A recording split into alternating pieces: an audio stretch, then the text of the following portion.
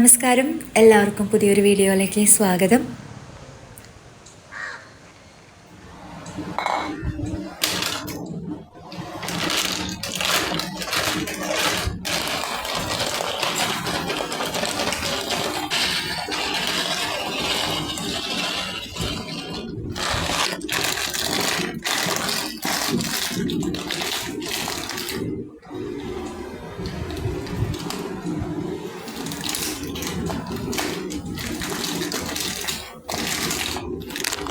ഇന്ന് സ്കൂൾ അവധി ദിവസം ആയതുകൊണ്ട് ഞാൻ കുറച്ച് വൈകി എഴുന്നേൽക്കാൻ.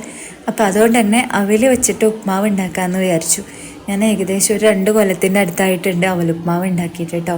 ആർക്കും അധികം താല്പര്യം ഇല്ലാത്തതുകൊണ്ട് അവൽ വാങ്ങിയിട്ട് വെറുതെ തേങ്ങ ചേർത്ത് നമ്മൾ വൈകുന്നേരമൊക്കെ ചായയുടെ കൂടെ സ്നാക്സ് ആയിട്ട് കഴിക്കില്ലേ, അപ്പോൾ അങ്ങനെയാണ് എപ്പോഴും കഴിക്കാറ്.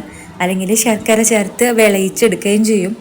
ഉപ്മാവ് ഒന്നും പറ്റിയില്ലെങ്കിൽ മാത്രം എടുക്കുന്ന ഒരു ഓപ്ഷനാണ്. അതിപ്പം അവലായാലും ഓട്സ് ആയാലും. ഇന്നിപ്പം നേരം വൈകിയതുകൊണ്ട് തന്നെ വേറെ ഒന്നും എൻ്റെ കയ്യിലില്ലാത്തതുകൊണ്ട് അവലായിക്കോട്ടെ എന്ന് കരുതി.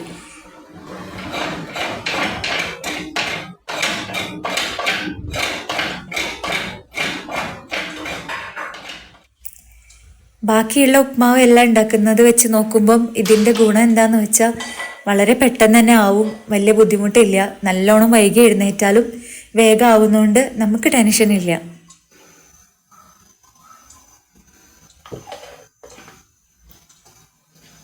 സാധാരണ ഞാൻ അവില് തേങ്ങ പൊളിച്ച വെള്ളമില്ലേ അതിനകത്താണ് നനച്ചെടുക്കാറുള്ളത്. ഇന്ന് പൊളിച്ച തേങ്ങ എൻ്റെ കയ്യിലുണ്ടായിരുന്നത്. തേങ്ങ വെള്ളമുള്ള പൊളിക്കാത്ത തേങ്ങ കയ്യിലില്ലാത്തതുകൊണ്ട് സാധാരണ വെള്ളത്തിലാണ് ഞാൻ ഇന്ന് അവൽ കുഴച്ചത്. അപ്പോൾ ഈ തേങ്ങ വെള്ളത്തിൽ അവൽ കുഴച്ച് കഴിഞ്ഞാൽ കുറച്ചുകൂടെ സ്വാദ് ഉണ്ടായിരിക്കും.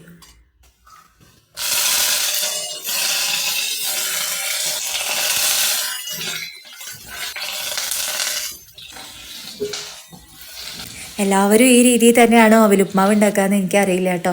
അപ്പോൾ എനിക്ക് ഏറ്റവും എളുപ്പമുള്ള രീതിയാണ് ഇത്. പിന്നെ ഈ പറഞ്ഞ പോലെ നമ്മൾ തേങ്ങാ വെള്ളമോ അല്ലെങ്കിൽ സാധാരണ വെള്ളമോ ചേർത്ത് നനച്ചിട്ട് ഒരു 5 മിനിറ്റ് വെക്കുമ്പോൾ തന്നെ അതിലാവശ്യത്തിനുള്ള നനവായിട്ടുണ്ടാവും. എന്നിട്ട് ഇതുപോലെ വെറുതെ കടുകും ഉഴുന്നുപരിപ്പും കറിവേപ്പിൻ്റെ ഇലയും സബോളയും പച്ചമുളകും എല്ലാം കൂടി ചേർത്ത് നമ്മൾ നന്നായിട്ടൊന്ന് വറവിട്ടിട്ട് ഇളക്കിയെടുത്താൽ മതി. പിന്നെ അവസാന നേരത്ത് ഇപ്പം എടുക്കുന്ന നേരത്താണ് ഞാൻ തേങ്ങ ചേർത്ത് ഇളക്കിയെടുക്കാറുള്ളത് കേട്ടോ.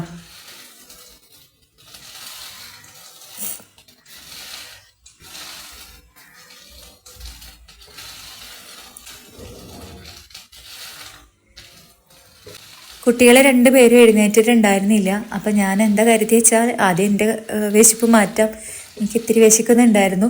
അപ്പം ചായയും കാപ്പിയൊന്നും ഞാൻ രാവിലെ കഴിക്കാറില്ലാത്തതുകൊണ്ട് ഞാൻ എൻ്റെ കാര്യം ആദ്യം അങ്ങനെ കഴിച്ചു. എനിക്ക് വേണ്ടത് ഒരു പ്ലേറ്റിലെടുത്തിട്ട് ഞാൻ കഴിച്ചു. പിന്നെ സമാധാനമായിട്ട് ബാക്കിയുള്ള ജോലിക്ക് കിടക്കാമല്ലോ.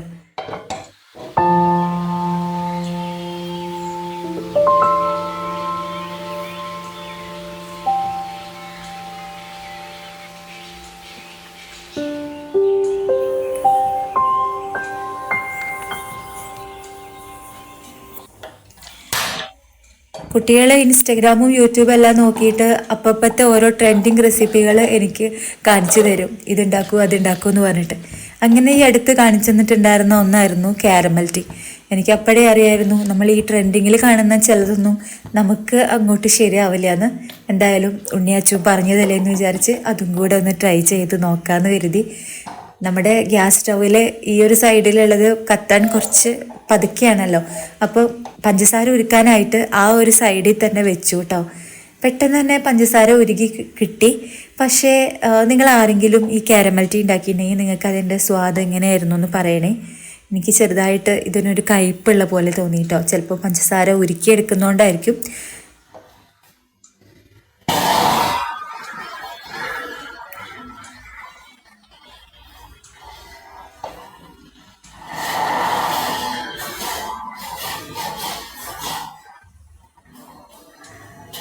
ഈ ചെറിയ പാത്രത്തിലൊക്കെ വെച്ചിട്ട് നമ്മൾ പഞ്ചസാര ഉരുക്കിയെടുക്കുമ്പോൾ പിന്നെ അതിലെ ചൂടുള്ള വെള്ളം ഒഴിക്കുമ്പോൾ എല്ലാം കൂടി അങ്ങോട്ട് ആവി കയറി വന്നു കേട്ടോ.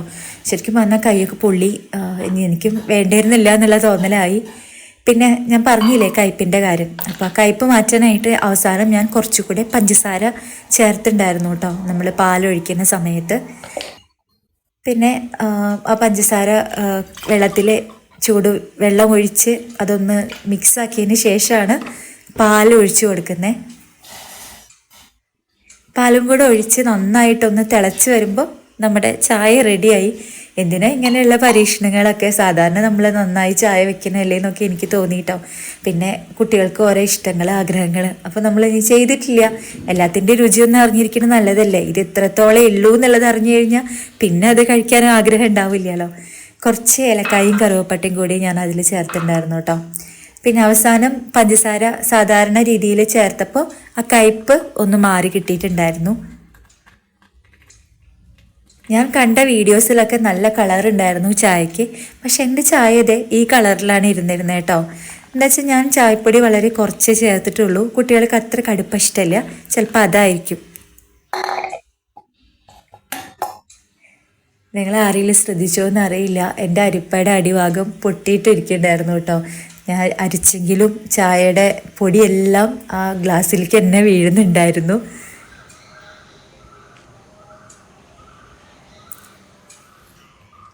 കുറേ ദിവസമായിട്ടുണ്ട് ഞാൻ ചെടികളൊക്കെ ഒന്ന് നോക്കിയിട്ട്. അപ്പോൾ ഇതൊക്കെ പുതിയതായിട്ട് വാങ്ങി വെച്ചിട്ടുണ്ടായിരുന്ന ചെടിയാണ് കേട്ടോ. അപ്പോൾ എല്ലാതും നന്നായി മണ്ണിൽ പിടിച്ചിട്ടുണ്ടായിരുന്നു. പക്ഷേ എൻ്റെ ഒരു ചെടി പോയി, ഞാൻ വെള്ളം ഒഴിക്കാണ്ട് ശ്രദ്ധിക്കാതെ.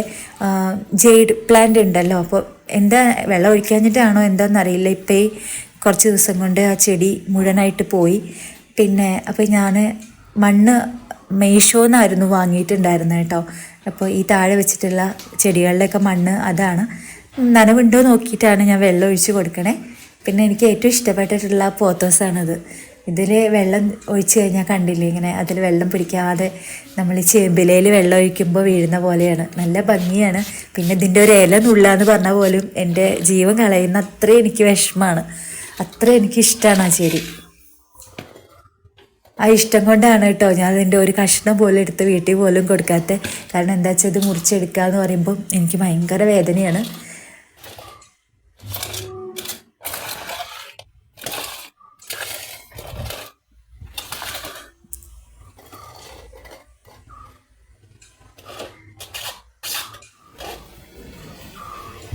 തുണികളെല്ലാം തിരുമ്പിയിട്ടുണ്ടായിരുന്നു. ഇപ്പോൾ നല്ല കാറ്റായതുകൊണ്ട് തന്നെ വേഗം ഉണങ്ങി കിട്ടും. ചില ദിവസം ഞാൻ വൈകുന്നേരം കഴുകിയെടുത്തിടും. അപ്പോൾ ഉച്ചയാകുമ്പോഴേക്കും, പിറ്റേ ദിവസം ഉച്ചയാകുമ്പോഴേക്കും എല്ലാം നന്നായി ഉണങ്ങിയിട്ടുണ്ടാവും. അപ്പോൾ ഉണങ്ങിയ തുണികളെല്ലാം എടുത്ത് അകത്ത് കൊണ്ടുപോയി ഇടുകയാണ്.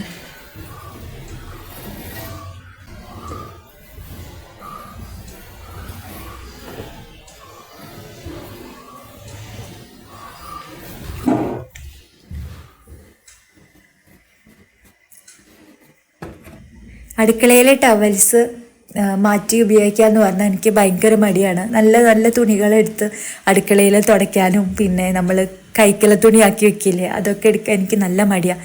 ഞാൻ എൻ്റെ പഴയ ബനിയനുകൾ, പിന്നെ കുട്ടികളുടെ ബനിയൻ, അതൊക്കെയാണ് തുടയ്ക്കാനൊക്കെ കൂടുതൽ എടുക്കുക.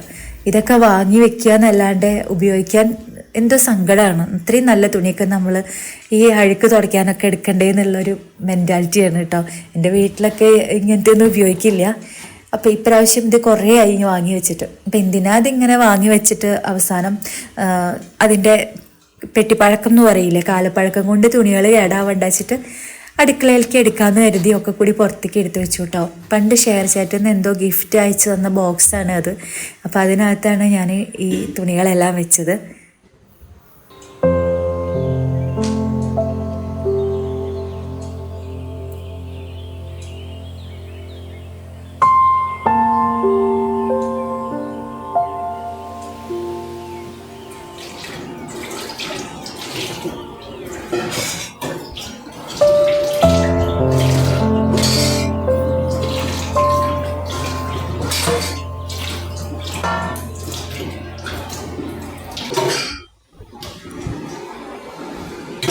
ചെറിയൊരു ക്ലീനിങ് പരിപാടികൾക്ക് ശേഷം ചായ കുടിച്ചിട്ടുണ്ടായിരുന്ന പാത്രമൊക്കെ ഒന്ന് കഴുകി വെച്ചു.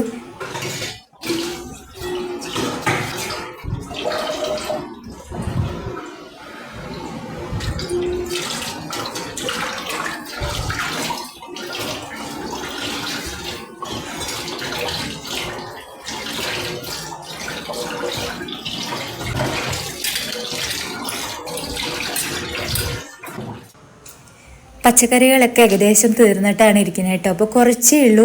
ഉള്ളത് വെച്ചിട്ട് ഇന്നത്തെ കാര്യങ്ങൾ നോക്കാം. എല്ലാം തീർന്നതിന് ശേഷം പുതിയത് വാങ്ങി വെക്കാമെന്ന് വിചാരിച്ചു. സാമ്പാർ കഷ്ണം വാങ്ങിയപ്പോൾ അതിൻ്റെ കൂട്ടത്തിൽ കിട്ടിയതാണ് ഈ ചേമ്പ് കഷ്ണം കേട്ടോ. ഞാനിങ്ങനെ സാമ്പാർ കഷ്ണം എന്ന് പറഞ്ഞിട്ട് വാങ്ങിക്കുന്ന പതിവില്ല. അപ്പോൾ അതെങ്ങനെയുണ്ട്, എന്തൊക്കെ പച്ചക്കറികൾ അതിൻ്റെ കൂടെ കിട്ടും എന്നറിയാൻ വേണ്ടി ഒരു പ്രാവശ്യം വാങ്ങിയതാണ്. പക്ഷെ എനിക്ക് അങ്ങനെ വാങ്ങിയപ്പോൾ തീരെ ഇഷ്ടപ്പെട്ടില്ല കേട്ടോ. ഒക്കെ കുട്ടി കുട്ടി കഷ്ണങ്ങളാണ്. എനിക്കാണെങ്കിൽ കുറച്ചധികം വേണം. അപ്പോൾ കൂട്ടാൻ വയ്ക്കായാലും കുറച്ചധികം കഷ്ണം വേണം. ഞാൻ ഈ കൂട്ടാനിലിട്ട കഷ്ണങ്ങൾ കഴിക്കാൻ എനിക്ക് മടിയാണെങ്കിലും ഉണ്ണി അച്ചും കഴിക്കും കേട്ടോ. അപ്പോൾ അതുകൊണ്ട് ഞാനിനി ഇങ്ങനെ സാമ്പാർ കഷ്ണം മേടിക്കില്ല എന്നും കൂടെ തീരുമാനിച്ചു.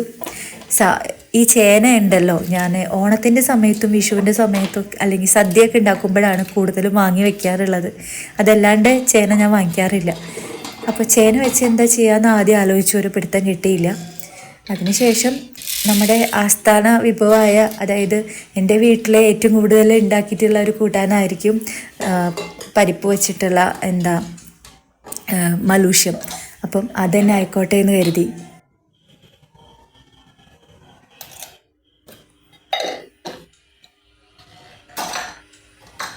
കാലത്തിനനുസരിച്ച് പല കറികളിലും മാറ്റങ്ങളൊക്കെ വരുത്താറുണ്ടെങ്കിലും ഞങ്ങളുടെ മലൂഷ്യം എന്ന് പറയുമ്പം അതിനകത്ത് മെയിനായിട്ട് പരിപ്പുണ്ടാവും. പിന്നെ ഏത് കഷ്ണമാണ് പച്ചക്കറി നമ്മൾ ചേർക്കണേ വെച്ചാൽ അത് ചേർക്കും. മഞ്ഞൾപ്പൊടി, ഉപ്പും മുളക് പൊടി ഇട്ടിട്ട് വേവിക്കാൻ അങ്ങനെ ഒരുമിച്ച് വെക്കും. ഇതിപ്പം കുക്കറിലായതുകൊണ്ട് ഭയങ്കര എളുപ്പമാണ്. അമ്മ വെക്കുമ്പം അടുപ്പത്തൊക്കെ പരിപ്പൊക്കെ വെന്തതിന് ശേഷം പിന്നെ വെള്ളരിക്കയോ കുമ്പളങ്ങയോ ഒക്കെ ചേർക്കും. അങ്ങനെ കുറച്ചൊന്ന് കുറുകി എടുക്കുകയാണ് ചെയ്യുക.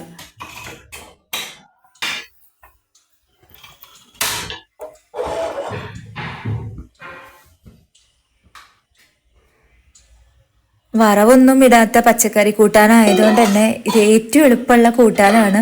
കുക്കിംഗ് പഠിച്ചു വരുന്നവർക്ക് ഇതിൽ എളുപ്പമുള്ള ഒരു കൂട്ടാൻ വേറെ ഇല്ല. അപ്പം ഞങ്ങൾ മലൂഷ്യം എന്ന് പറയുന്ന അത് കൂട്ടുമ്പോൾ അതിന് പുളിക്ക് വേണ്ടി തൈരും കൂടെ ചോറിൽ ഒഴിച്ച് കൂട്ടാറുണ്ട്. എന്നാലാണ് സ്വാദ് അങ്ങോട്ട് ചേർന്ന് വരിക. അപ്പം ഞാൻ കുട്ടികൾക്ക് അങ്ങനെയാണ് കൊടുക്കുക കേട്ടോ. ഉപ്പേരിക്ക് വേണ്ടി പയർ വാങ്ങിയിട്ടുണ്ടായിരുന്നു. പയർ വാങ്ങിയത് കുറച്ച് ദിവസമായിട്ട് ഇരിക്കുന്നത് ആണ്. അപ്പോൾ അതുകൊണ്ട് തന്നെ ഇത്തിരി ഒരു വാട്ടം വന്നിട്ടുണ്ട്. അപ്പോൾ ഇനി വെച്ച് കഴിഞ്ഞാൽ ശരിയാവില്ല. വേഗം തന്നെ മുഴുവൻ നന്നാക്കി എടുക്കാമെന്ന് കരുതി. പയറിൻ്റെ ഉപ്പേരി വയ്ക്കുമ്പം ചില നേരത്ത് സമയമൊക്കെ ഉണ്ടെങ്കിൽ ഞാൻ കുനുകുന അരിയും, അല്ലെങ്കിൽ ഇതുപോലെ വേഗം വേഗം പൊട്ടിച്ചെടുക്കും.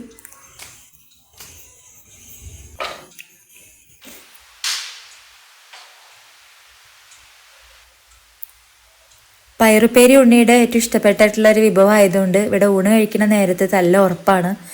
കൂടുതൽ കൊടുത്തു കുറവ് കൊടുത്തു അങ്ങോട്ടും ഇങ്ങോട്ടും വഴക്കാണ്.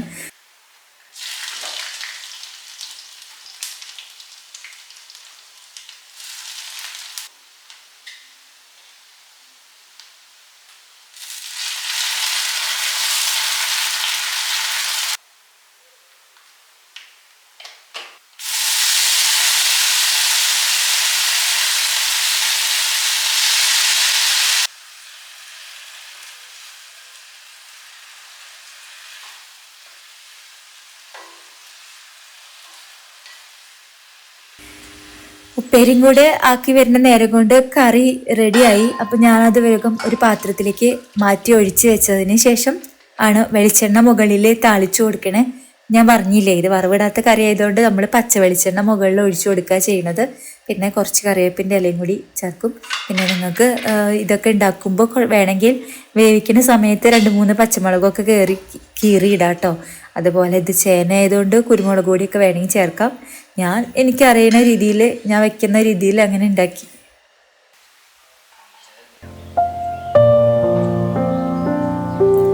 പപ്പടത്തിൻ്റെ ഒരു കുറവുണ്ടായിരുന്നു. അപ്പോൾ അതും കൂടെ കാച്ചിയെടുത്തു. പിന്നെ വേഗം ചോറുണ്ണ, ഉച്ചവരെയുള്ള കാര്യങ്ങളൊക്കെ ഏകദേശം പണികളൊക്കെ തീർന്നു. കുറച്ച് നേരം ഒന്ന് വിശ്രമിക്കുക. പിന്നെ വീണ്ടും വൈകുന്നേരത്തേക്കുള്ള കാര്യങ്ങൾ. അപ്പോൾ അത്രയൊക്കെ ഉള്ളൂ ഇന്നത്തെ വീഡിയോ. എല്ലാവർക്കും ഇഷ്ടപ്പെട്ടുണ്ടാവുമെന്ന് കരുതുന്നു. ഇഷ്ടപ്പെട്ടാൽ ലൈക്ക് ചെയ്യുക, കമൻറ്റ് ചെയ്യുക. നമുക്ക് വീണ്ടും കാണാം.